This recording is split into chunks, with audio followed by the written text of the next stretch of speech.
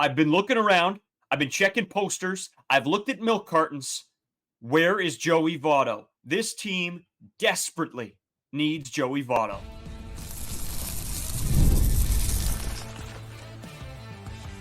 You are Locked On Blue Jays, your daily Toronto Blue Jays podcast. Part of the Locked On Podcast Network, your team every day. Welcome back to Locked On Blue Jays. Thank you for making Locked On Blue Jays your first listen every day. We are free and available wherever you get your podcast and on YouTube. Part of the Locked On Podcast Network, your team every day. Today's episode brought to you by Monopoly Go. This fast-paced game lets you team up with friends for tournaments and to unlock awesome prizes like unique stickers for trading, cool playing pieces, and hilarious emojis for taunting your friends. So download Monopoly Go, now free on Google Play and the App Store. Game on. Well, we were sort of gone for an episode. The offense is lackluster, to say the least. They need help. Joey Votto might be an option. Before we get into all of that, Carter, we are headed to Toronto, May 17th to the 19th. We are going down for the series against Tampa. I believe it's country night on the Friday. Let us know if there's any places we should go. We're looking for like restaurants, bars, stuff like that. We want to go out, be with the fans. Also, if we're there, you guys are down there, leave a comment or something. We'll still be checking everything.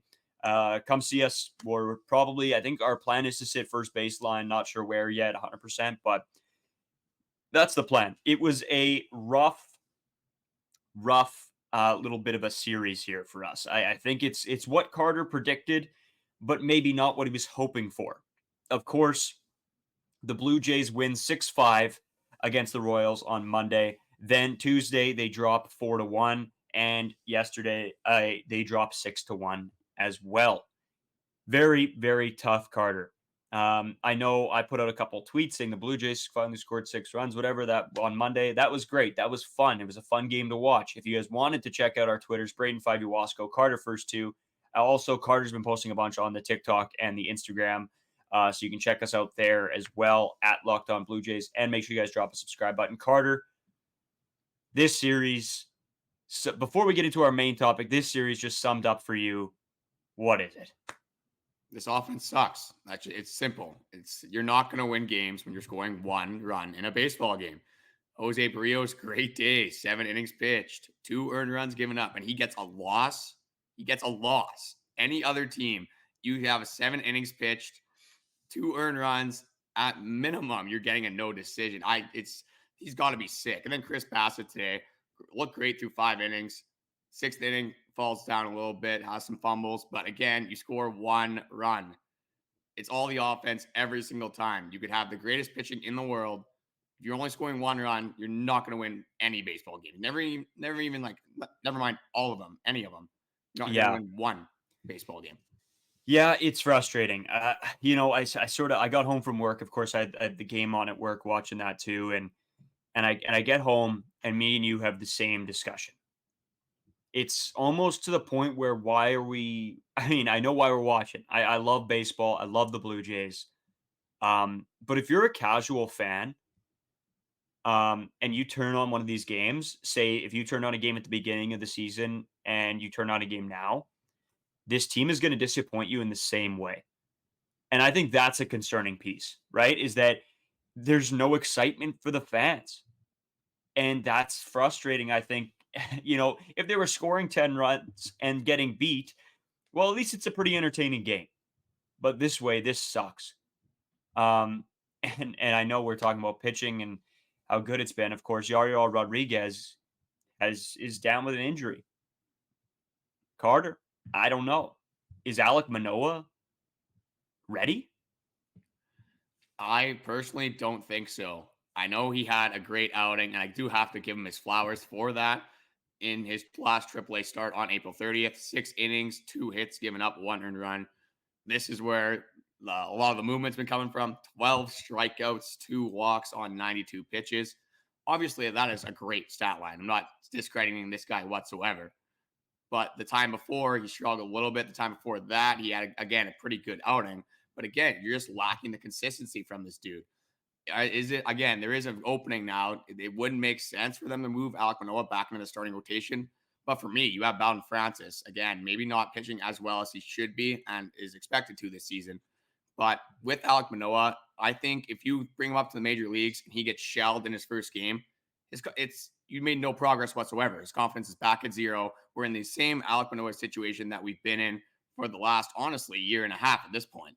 So with Alek Manoah, I just need this guy to have some consistency. Because even looking at his 2024 minor league stats, like he has an 8.69 ERA over 19.2 innings pitched. Like this isn't good. Again, he is getting better. He's showing positive signs. And it is tough with the Yariel Rodriguez injury, but you have Bowdin Francis, you have Trevor Richards.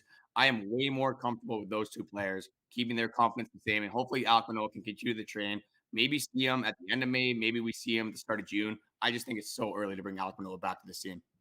Oh, Carter, I don't know, because you know what? I mean, at some point you're gonna have to test his confidence level. You're gonna have to test it because it doesn't matter when you bring him up. He could be pitching amazing in AAA, and then you bring him up and he gets shelled anyway and gets lit up, and then it's back to zero. Or you could bring him up now and he's whatever in the middle, in the mushy middle, and you bring him up now and he gets shelled, and then his confidence is at zero.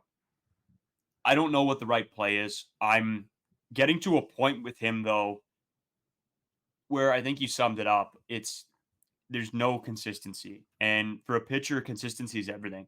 If he can come up for one start and give us one great start, that's great. But then what happens during the second one? If he's going to come up for one, have a great one, play his second one, get shelled, play his third one, get shelled, have a good fourth one. I don't know. Is it worth it? And then, I mean, again, he could play amazingly. He could do awesome. That is 100% a possibility. But what if he doesn't? Well, and then you have the problem of Yariel Rodriguez is on the 15-day IL. He's not gone for the season. He's going to be missing 3, maybe 4 starts. So you bring Alek Manoah in, and then he's dealing, and then all of a sudden, what do you do with Yariel Rodriguez at this point? You probably send him back down to AAA.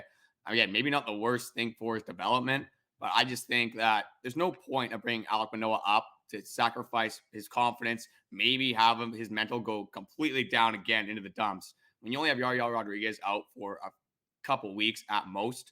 And like I said, you have starters and you have, well, not starters, but Bowdin Francis has worked up to be a starter. And you have Trevor Richards, who has shown time and time again that he is able to have this opening role, go 2, 3, maybe even 4 innings, depending on how effective he is in that start. I just think that with Alek Manoah's history and his lack of consistency throughout his starts, I feel like they shouldn't bring him up. But giving with Alek Manoah, this team has completely botched this situation. Going back to last year, sending him down, bringing him back up after one start, horrible start in the Florida Complex League. This feels very similar to me. Again, Florida Complex League, he got absolutely shelled that game. It's a little bit different, but it seems like they're seeing one good start and then they're like, okay, he's back, and they're throwing him back into the fire. Just take your time with Alek Manoah. This team is still not really hurting for pitching. It's one of the best pitching staffs in all of baseball. So with Alek Manoah, just take your time. Go to Bowdin Francis. Go to Trevor Richards. Go to, honestly, anyone. Zach Pop is in the system now. He's back up with the MLB team. Another guy that can go multiple innings. You have a ton of options. I don't want to see Alek Manoah being one of them. Yeah, and I think you're right. It's that whole thought process of, he had one good start. I think we can pull him up. And you're 100% right as well with the fact that it's only a 15-day injury. If this was a season-ending injury, then there might have to be a talk, because I don't know if I trust Bowdin.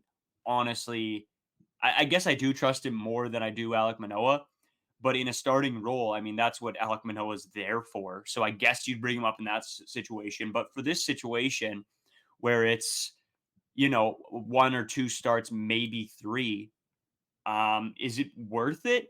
No. And the only reason we're talking about this is because it's been everywhere. Everybody's doing videos on Alek Manoah about what they're thinking. And I to be honest with you, I think this is just another, I almost want to call it a media spin a little bit of, people jumping on the bandwagon for content reasons or for not. And that's why I sort of wanted to cover this today. I sort of wanted to shut this down. I think this is a terrible decision. Everybody's saying that this is a great move. This is not a great move. This is going to go back to the exact same thing that happened last year. You're right. And I think somebody has to come out here and say, this is not going to be a good move. Or it might be. But do I think it's the right decision? No, I don't think so. And they could prove me wrong. 100%. It's happened before. It'll happen again. Well, and right now, the slated start that Yariel Rodriguez is expected to have is against the Washington Nationals in the last game of that series. That lineup isn't amazing. So in that sense, again, I think that might be more cause for them to pull Alek Manoah up. And if I had to guess, I honestly do think they're going to pull Alek Manoah up. I think they're going to mismanage the situation again, rush this guy back. And then we're going to be having the, Alek Manoah sucks discussion again. And again, it is his fault because you need your players to perform. It's all on him.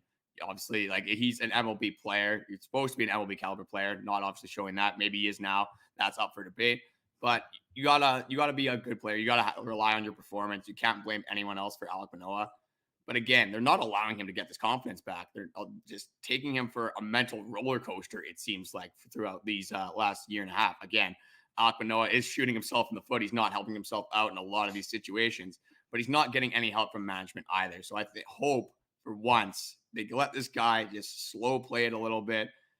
Don't hit the panic button. The starting rotation is going to be fine. It's only going to be 3 weeks. Don't pull him up just yet. Yeah, Carter, I think me and you were on the same page, and we talked about it a little bit. Just with seeing all these videos of people saying that it's the right move. I don't know. You know what? And I, like I said, I could be wrong. I could be proven wrong. Alek Manoah come up and play great. And honest to God, I only hope the best for Alek Manoah. If he can come up and be a beauty, that's unbelievable for this squad. But at the end of the day, you have to look at where he's come from. He's struggled all season long so far in AAA. He's had 2 good starts in AAA, and people think that's enough. Like, this is crazy. Anyway, you know what? We've talked this to death. I was almost at the point where I didn't want to talk about Alek Manoah ever again, and now we're back to talking about Alek Manoah. Let's throw one more thing, because I saw this on Instagram, and I thought it was the most ridiculous comparison. Initially, I thought they might just be going for clicks, but this guy seemed pretty serious about this, and I actually took a picture of it because I don't know how this is even a conversation. Paul Skeens and Alek Manoah matched up tonight in AAA. I'm not even going to read the stat lines. Paul Skeens is the best prospect I've seen in a very long time. He's clocking over 100 on the radar gun consistently in AAA right now. These guys just don't ever compare Alek Manoah to Paul Skeens. They should not be in the same conversation whatsoever, unless Paul Skeens has a historical downfall. Also, they can't be in the same conversation because Paul Skeens is dating Livy Dunn.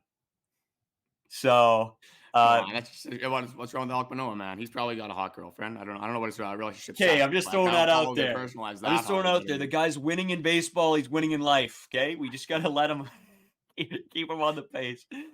Oh God, no, it's so funny. Honestly, he is. He's a superstar. He's gonna be unbelievable. And that was a crazy post. I like what are we doing? Like, are we lying to ourselves? Like, don't get me wrong. I'm a biggest Jays fan there is here, but in the same respect, I'm not oblivious. Yeah, that's just some classic Toronto Blue Jays bias if I've ever seen it. Yeah, I think with Alek Manoah, it's going to be a wait and see thing. They're probably going to make a call on it in the next coming days because, like I said, he is slated to start on that Sunday. But since we did have to pre-record earlier this week, we are going to talk about the rest of the series. But first, we're going to get into that Game 1 talk. Again, offense, very similar, but there is a couple things we want to go over, so we'll get into that right after this. Today's episode brought to you by FanDuel. It's winner take all time in the NBA and NHL. FanDuel's giving you a shot to bring home a big win of your own. As you guys know, I'm a big FanDuel.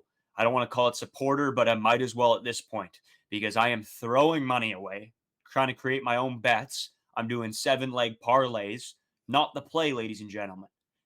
You got to go with the pre-made same-game parlays. That is where the money's at. I'm telling you. I was winning.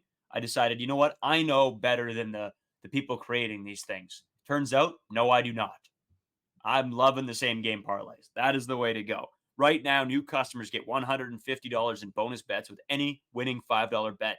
That's a $150 to bet on spreads, money lines, player props, and more. Visit FanDuel.com/lockedon and make every playoff shot count. FanDuel, America's #1 sportsbook. Today's episode is also brought to you by one of my new favorite apps, Monopoly Go. And all right, I know what you're thinking. Haven't you been talking about Monopoly Go a ton lately? You are 100% right.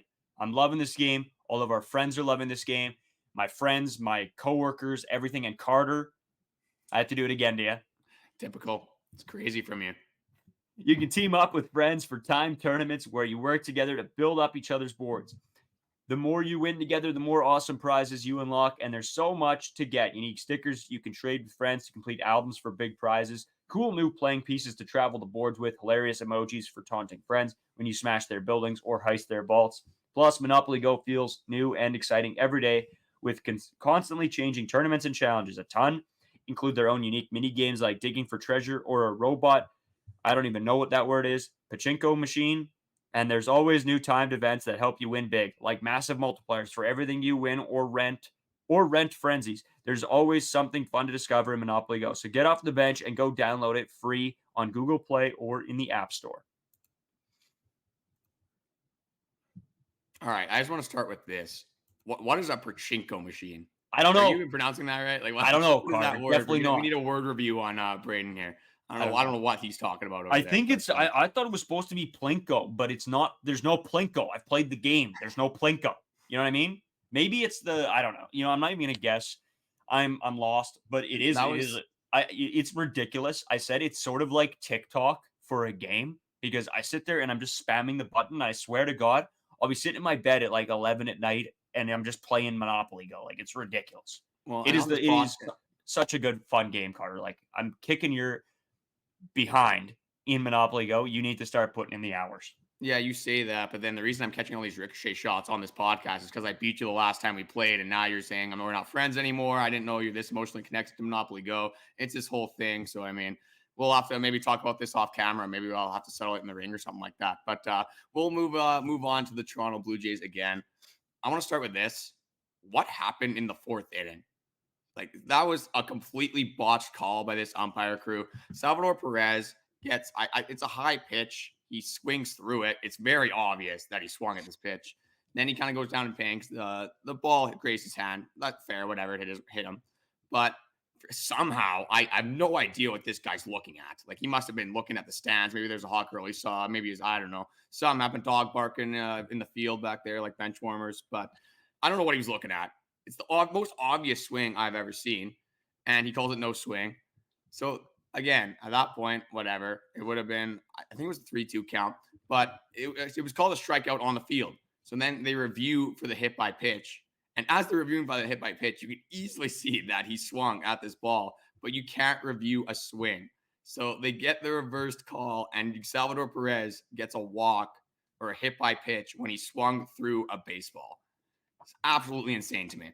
Yeah, so they sent the call down. So he goes down. He's holding his hand. They send it down like they point at the first base umpire, and he goes no. So what that means, no swing, which is just I think he got distracted by the play, didn't see it, made a snap call. I agree. I think, yeah, this is brutal. I mean, whatever. Is it going to change the outcome of today's game? No.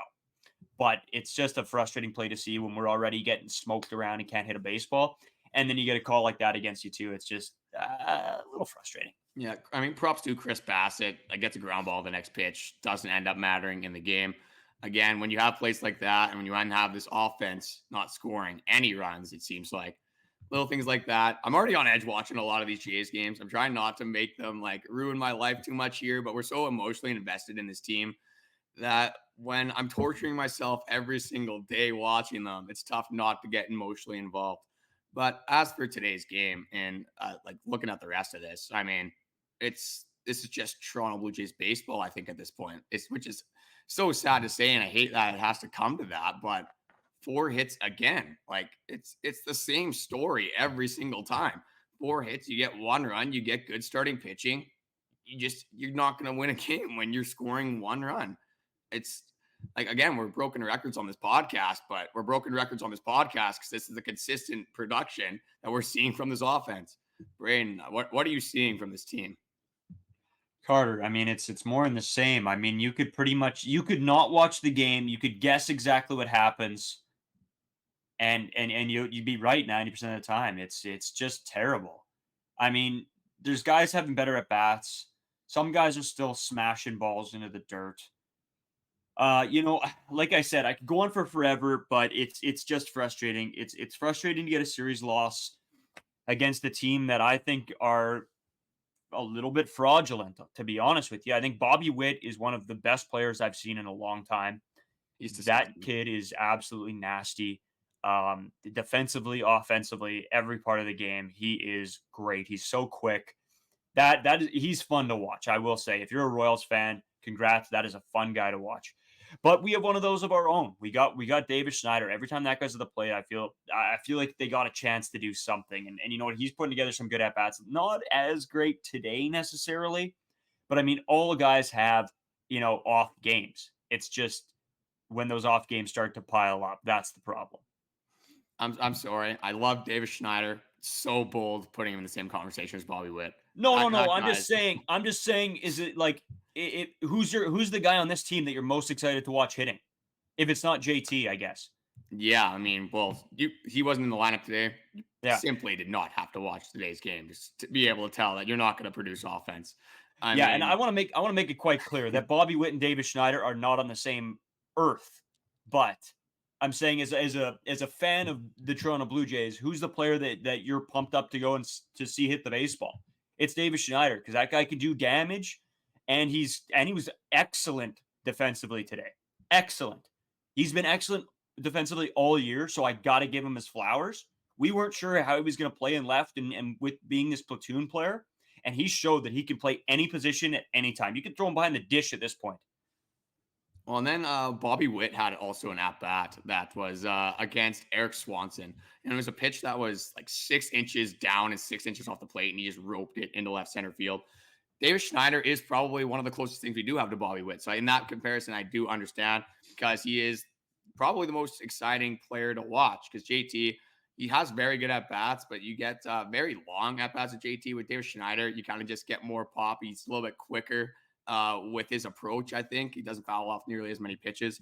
But yeah, David Schneider, just a pleasant guy to watch. I think, hopefully, it looks like he's starting to get more regular playing time. I can't believe it took this long. We were heavily on this in the spring training. I mean, I don't know what more this guy has to do to get more regular playing time. But saying that, why wasn't he getting playing time? John Schneider. So multiple things for John Schneider today. Daniel Vogelback, like, again, I love Vogie. He got a sick double on that high fastball. I don't know how he got to that pitch. But I don't know why how is you got he a hitting double. that? That should be the first question I'm asking. But why is he hitting 4? Like, you're not playing this guy ever. Like, how are you expecting him to come in there, hit cleanup, and have productive at bats? Somehow he actually looked okay today again. But again, he played on May 1st, which is today, was yesterday. And April 27th, he played against the Dodgers. April 24th, he played against the Royals. April 17th, he played against the Yankees. He's played 4 games in 2 weeks. Like, I don't know what is going through John Schneider's head, where you're leaving George Springer at the top of this lineup, who is literally like horrible. Like, I think, again, I'm not a good baseball player, but I mean, I might be putting up similar numbers as George Springer, because he's swinging with his eyes closed, it looks like. And it doesn't matter who's pitching to George Springer. He is not making good contact. He's not having good at-bats. This guy is just seems absolutely useless at the plate. It blows my mind why this guy just refuses to do anything. It's like he's watching the fire. He's watching the world burn. It's like he set a fire to this organization. He's just like watching the result of it. It just absolutely blows my mind. Right? Like, Yeah, I don't want to get too down in the dumps either, but it's hard not to. John Schneider made some decisions today. I don't know who made the decision to bring the infield in on some of those plays. And don't get me wrong, I guess it makes sense to bring the infield in because we can't score runs. But in the same respect, like, why? I don't know. There's plays that could be made if you don't bring the infield in. 2 in that inning, I believe, when we gave up the runs. And then I don't know.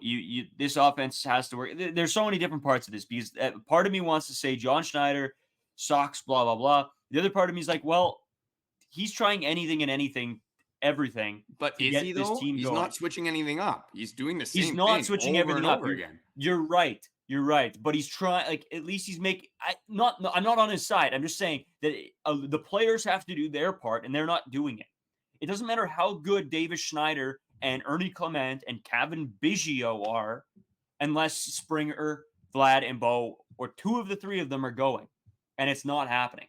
Don't get me wrong, Vlad. I don't know. Did he go? What was he? 2 for 4 today? I think he was 1 for 3 with a walk. He's actually, I'll give Vladdy his flowers. He has looked pretty decent at the plate. It's just, He's again, been hitting like, balls hard too. he's I will say smoking that. balls, but he's not hitting doubles. He's not hitting home runs. And that's what fans really expect. But again, it is early on in the season. This season is going to be the most telltaling, I think, for Vladdy ever. If he can't put up 20 plus home runs, 25 plus home runs, we got to understand and accept that Vladdy, 2021 season, unfortunately, probably the outlier. He hasn't even sniffed those numbers since then. Again, he's not a bad baseball player. It's just we might have to start lowering expectations. This guy can't figure it out. But saying that, don't want to be too hard on him because he is on a 6-game hitting streak. He is smashing baseballs. He's starting to find himself a little bit here. Hopefully. But again, like John Schneider commenting on this team, on what he said, from Ben Nicholas-Smith, I'll give him the credit here, but he says John Schneider and what he would say to the fans. It's going to come. It's May 1st. It will come. It seems like he said this a million times. We will be better. And that's what I can say to fans and would hope our fans trust that we have really good players who understand they're not performing up to their expectations. I'm just going to say one more thing on this topic. The Jays are bottom 5 in most offensive stats categories here to start the season. You even say you get everyone starts clicking. What is clicking for the Toronto Blue Jays offense? I think best case scenario, you got a middle tier offense. So again, that's not his fault because he didn't make this roster. But when you look at this roster from top to bottom, even if you have guys playing average baseball, their average, how they regularly go out and play on an average day, I don't know if this puts us over the top of the teams. Like you got the Braves, you got the Dodgers. Again, this is way down the road. You got the Yankees who look great this year. The Orioles obviously are a problem. The Royals look good, but I think they're fraudulent. There's a lot of good teams in baseball. Do we match up to any of these teams? I don't think so. No, I'm going to be honest with you. No, it's there's going to have to be some changes made. And if he wants to wait, I mean, to see how this team does 3 months down the line. Wow. Okay, great. When we could start clicking at 140 games, great, but we're not in a playoff spot, so it doesn't matter anyway. That's the issue. You got to win games now. Every game matters. We've been saying this from day one. As much as it's early, all of these games matter. And I don't want to be the bearer of bad news for Blue Jays fans either. But it's not looking good so far. You know what? We got to take a break. Let's get into a little bit of game 2. Do some more complaining because that wasn't good either. Before we do head over there, I do want to throw it. I wasn't sure if you remember this time. I actually was right. But we're going to throw it over to our 24/7 streaming channel. NHL playoffs going on right now. Edmonton is up 4-2 on LA. It looks like that series is going to be over. The Canucks, they seem like they want to finish it off. Hopefully they can in game 6. But obviously NBA playoffs, college sports, any sport you want to watch, it's either going to be on the Locked On Sports Today channel or Amazon Fire TV's channel app, whichever is more convenient for you, on 24/7 to tune in to your sports networks today. Today's episode is sponsored by Prize Picks. Spring training is over and baseball season is officially underway. Don't miss your chance to add your favorite players from the diamond into your Prize Picks entries. Whether it's strikeouts, RBIs, or first inning runs, take your pick of more than or less than and add them to your Prize Picks entries today. Prize Picks is really simple to play. I can make my picks and submit my entry in as short as 60 seconds. So no Jays game tomorrow, unfortunately. No Canucks game tomorrow. Typically in this situation, I would just throw some money on other sports teams, some other MLB teams in particular. But let's ride with our Toronto boys. I mean, the Jays offense clearly isn't doing it, but the Leafs, I mean, I'm not typically a Leafs fan, but John Tavares and Morgan Riley did carry me to a fantasy championship. Thanks, Billy. So I have them both at over 0.5 points. And then I have William Nylander at more than 3.5 shots. I think this guy's going to be peppering the goal. So hopefully the Leafs can force a game 7. And unfortunately, in Leafs fashion, my prediction is they're going to win game 6 and then lose a heartbreaker in game 7 because Leafs fans, my heart goes out to you. Like, oh man, It'd be tough to be a Toronto sports fan, to say the least. Download the app today and use code LOCKEDONMLB for a first deposit matchup to $100. That's code LOCKEDONMLB for a first deposit matchup to $100. All right. Well, I just want to throw it out there again. We're not trying to be this hard on this team. We love this team, and that's why we get a little bit upset. And I think everybody in our comments, all you guys are probably with us thinking the exact same thing. It's almost to the point where it's like a little bit of a needle in the side a little bit. It's you want to complain, but then also you want to be a good fan. It's tough. And you know what? I don't know, Carter. Like I was going to say, let's dive into game 2 a little bit, the one that we didn't cover. But at this point, I mean, it's the same game. It's damn near the same game. Yeah, Jose Berrios, one mistake pitch. I believe it was Michael Massey hits a 2-run home run. Jose Berrios gets the loss when he goes 7 innings pitched, 5 hits. I believe there's 3 strikeouts. Like, it's absolutely insane to me. Like, how do you get a loss with that stat line? It's absolutely nuts. I mean, it's the same thing as we watched today. I mean, Cole Reagans is a little bit. I mean, Seth Lugo looks so good to start the season. I'm not going to discredit him, but Cole Reagans definitely more of a experienced guy. Definitely more of a name value behind that pitcher. But oh my God, Cole Reagans again looked absolutely unreal. This Royals team, they do have a lot of young pieces. Again, Salvador Perez isn't quite that young piece, but he's going off this year as well. I'm sick of the Royals, man, though. Like, for some reason, we just can't play this team. Their pitching's good. We can't hit. I don't think that's a recipe for success ever. I just think I'm trying to move on, but it's hard, man. This team has lost 7 of their last 9 games. We're scoring 1 run a game. We get a hit, and it's like a miracle. We score 6 runs. It's like we won the lottery. We got all 6 numbers of the Powerball when we score 6 runs. Yeah, honestly, we were celebrating like it was Powerball, Christmas. It was insane. Like I don't know if other fan bases feel like this. Like, maybe we should talk to Locked On Dodgers or like Locked On Yankees, Locked On Braves, something like that, and see Those are the last people I want to talk to. The last people I want to talk to. They don't understand our pain. All right, they're up there in the Garden of Eden taking grapes off of vines. We're over here slumming it for a piece of I don't know, street meat. They're probably mad when they score 4 runs. We score 4 runs. We're like, oh my God, this team, they actually scored runs. No way. Oh man. I mean, I feel like fans and like people that watch the Blue Jays, they have to be in the same boat. How can you not be in the same boat? We cover this team, and it is early in the season, and we're trying to be optimistic about the rest of the season. There's not a lot of positives to go off of, man. I mean, I guess going into some positives, Vladdy does look a little bit better. Alejandro, Kirk, and Danny Jansen are both hitting really well since Danny Jansen came back from injury. David Schneider is another light in this team. And then this pitching staff. I mean, that is something we are taking for granted for sure. It's so hard to actually appreciate your pitching staff when you're still losing games because your offense is so bad.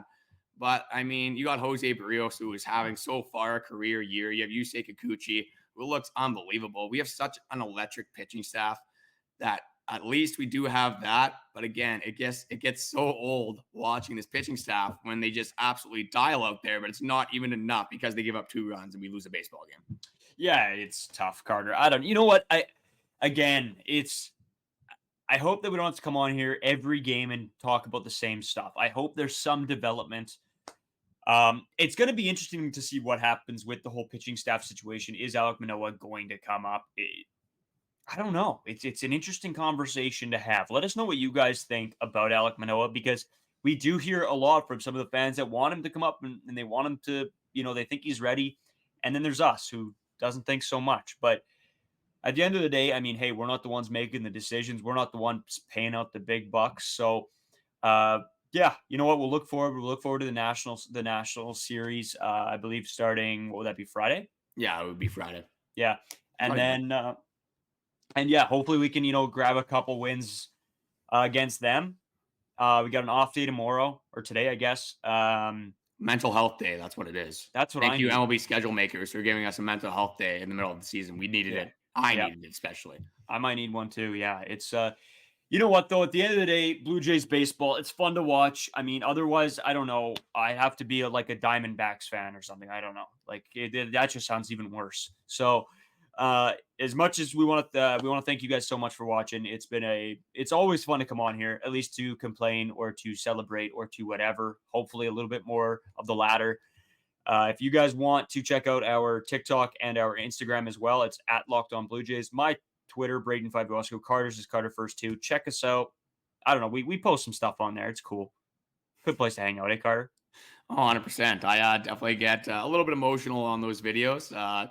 And it's raw reactions. I usually film those right after the game, so that's why I'm a little bit more fired up than necessarily on this podcast. But I just wanted to add a couple more things. Just going to throw it over to our Locked On 24/7 streaming channel. Perfect opportunity, a ton of sports going on, expert analysis. What more could you want? Amazon Fire TV's app or the Locked On Sports Today channel. Tune into that. The other thing I wanted to break down just before we do head out was our series predictions. So, Braden, I believe you had a win and then 2 wins and a loss, right? You had a win game 1, win game 2, and a loss game 3. Yeah. I had a loss game 1, win game 2, and loss game 3. So I pick up 1 point on the loss, and I got the series prediction right. So I got a point, and Braden got the first game right, and he also got the last game right. So we tied this series. I was my math game was completely off. I was fumbling the bag on this podcast the last couple of times when I've been going over this. I finally went back and figured everything out. So we were tied 17-17. So now it is tied again at 19-19. So far to start the season, we're battling it out. I think it's going to be interesting down the stretch. If you guys want to play along as well, you can have your series predictions, see how you stack up against us. You can leave that in the comments section. And the biggest thing I want to know is, what is your stance on Alek Manoah? Should this guy be pulled up? Do you agree with us? Should he stay in the minor leagues? Are you just completely done on Alek Manoah? Send him to the sun. Let us know what you think about Alek Manoah. Thank God we have a day off tomorrow. Like I said, mental health day. Everyone just do something that makes you happy, because the Toronto Blue Jays have not been making me happy recently. Maybe I'll go for a golf round tomorrow. Maybe I'll play some MLB, take my mind off a little bit of baseball, I guess I could say, but I'm going to be playing MLB anyway. Yeah, really. Just Toronto Blue Jays baseball in that sense. You got anything else to add today? Yeah. Also, this is a little bit of a deep cut. I was going to bring this up, but Carter, you're in law. I don't think you need pre-calculus math in law. Yeah, that was. they won't have a clue what that's from. For some reason, that was an argument. Don't know. We're gonna end it off that. Maybe we'll get into it at one point. Thank you guys for watching. We will see you guys tomorrow.